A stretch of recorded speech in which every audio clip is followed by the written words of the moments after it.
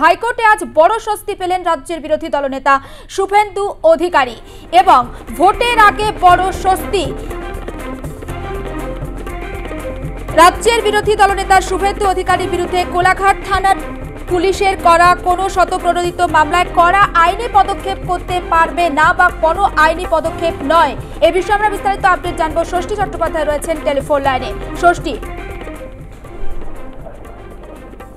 দেখো, সুরজিৎ দাসের যে বাড়ি, অর্থাৎ মূলত সেখানে সুরজিৎ দাস থাকেন, যিনি রাজ্যের বিরোধী দলনেতা শুভেন্দু অধিকারী সেক্রেটারি, এবং তার যে কোলাঘাটের বাড়ি, সেই কোলাঘাটের বাড়িতে পুলিশ যেভাবে তার বাড়িতে রেড করেছে এবং এই ঘটনার পরিপ্রেক্ষিতেই কলকাতা হাইকোর্টে দ্বারস্থ হয়েছিল রাজ্যের বিরোধী দলনেতা শুভেন্দু অধিকারী।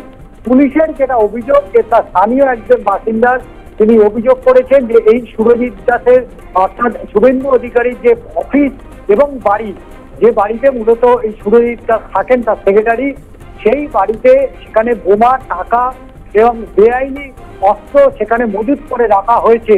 এবং এই ঘটনার খবর পাওয়ার পরেই কোলাঘাট থানার পুলিশ ভিডিওর সাথে যোগাযোগ করেন এবং ভিডিওকে পুরো বিষয়টা জানানোর পরেই ভিডিও সেখানে কুইক রেসপন্স টিম সেখানে পাঠানোর নির্দেশ দিয়েছিল। ইতিমধ্যেই কোলাঘাট থানার পুলিশ ঘটনাস্থলে পৌঁছায় এবং পৌঁছানোর পরে প্রথমে তারা সেখানে একটা জিডি অর্থাৎ জেনারেল ডায়েরি করে এবং তার পরবর্তী পর্যায়ে সেটা এফআইআর হিসাবে গ্রহণ করে তদন্ত প্রক্রিয়া শুরু করে। এবং তারপরেই ঘটনার পরিপ্রেক্ষিতে কলকাতা হাইকোর্টের দ্বারস্থ হয়েছিলেন রাজ্যের বিরোধী দলনেতা শুভেন্দু অধিকারী। আজকে বিচারপতি অমৃতা সিনহা নির্দেশ দিয়েছেন যে আগামী কাল যেহেতু এই দুটি বিধানসভা, তিনটি লোকসভার নির্বাচন রয়েছে মেদিনীপুরে, সেখানে কোলাঘাট হচ্ছে তমলুক লোকসভা কেন্দ্রের অন্তর্গত, তাই রাজ্যের বিরোধী দলনেতা শুভেন্দু অধিকারীর বিরুদ্ধে কোনো কঠোর আইনি পদক্ষেপ গ্রহণ করতে পারবে না রাজ্য পুলিশ। যদি এক্ষেত্রে কোনো আর্জেন্সি থাকে, অর্থাৎ কোনো পদক্ষেপ যদি নেওয়া থাকে, তাহলে তার জন্য রাজ্য পুলিশকে বা রাজ্য সরকারকে অপেক্ষা করতে হবে। আগামী 10ই জুন মামলার যে পরবর্তী শুনানি, কিন্তু আগামী 17ই জুন পর্যন্ত এই রক্ষা কবচ কিন্তু বলবৎ থাকবে। বেশ, অনেক ধন্যবাদ ষষ্ঠী। ভোটের আগে হাইকোর্টে বড় স্বস্তি রাজ্যের বিরোধী দলনেতা শুভেন্দু অধিকারী।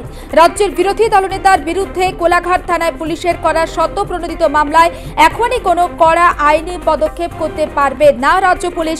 17ই জুন পর্যন্ত এই নির্দেশ বহাল থাকবে, তেমনটাই জানিয়েছে কলকাতা হাইকোর্ট। এবং আগামী 11ই জুন রয়েছে মামলার পরবর্তী শুনানি। আর এই সময়ের মধ্যে রাজ্য সরকারের পক্ষ থেকে কোনো আর্জেন্সি থাকলে পদক্ষেপ গ্রহণ করার ক্ষেত্রে অবশ্যই অপেক্ষা করতে হবে, কারণ আগামীকাল রয়েছে তমলুক লোকসভা কেন্দ্রের ভোট এবং যাতে নির্বাচনে এর কোনো প্রভাব না পড়ে সেটাও নিশ্চিত করতে হবে পুলিশকে, নির্দেশ হাইকোর্টে।